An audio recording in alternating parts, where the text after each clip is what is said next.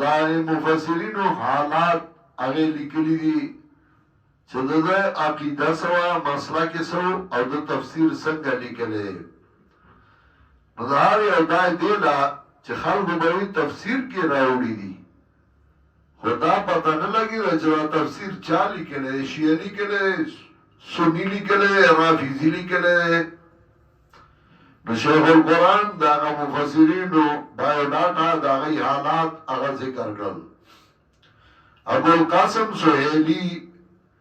داغه په ترجمه کې حضرت شیخ القرآن ذکر کړی داغه اشعار یا من یرا ما فی الضمیر ويسمع انت المعد لكل ما يتوقع وغزاتا چې ته وینې چې زمونږه زړه کې څه تېرېږي او تا ته پته ده یا من یرجع فی الشدائد کلها یا من الیه المشتکا والمفزع وغزاتا چې تا ته جړه او فریاد کېږي مصیبتونو کې یا من خزائن رزقه فی قول کن امن فإن الخير عندك اجمع وغزاتا چې د رزق خزانه ټول تا څخه دي من باندې احسان وکا یا من خزائن رزقه فی قول کن امن فإن الخير عندك اجمع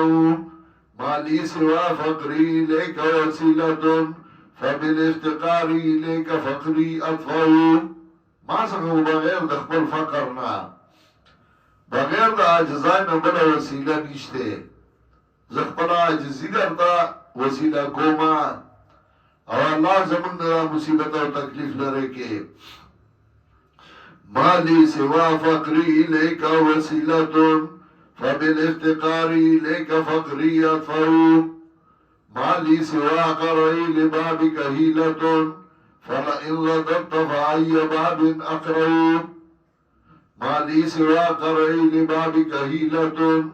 فلئن رددت فأي باب اقرأ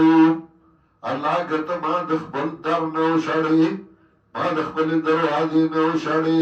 زول چا دروازو کیو لاړې ما ستا در نه راغلې ما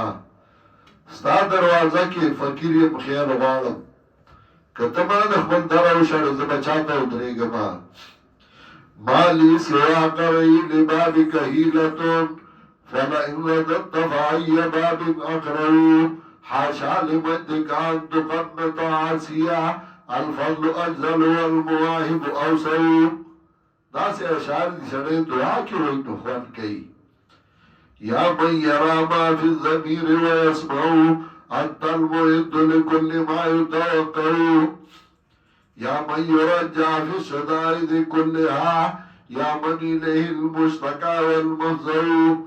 یا من خزائن رزقه فی قولکم امن فإن الخير عندك أجمع ما لي سوى فقري إليك وسيلة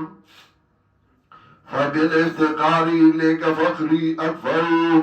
ما لي سوى قرعي لبابك حيلة فلئن رددت فأي باب أقرأ حاشا لمجدك أن تقنط عاسيا الفضل أجزل والمواهب أوسع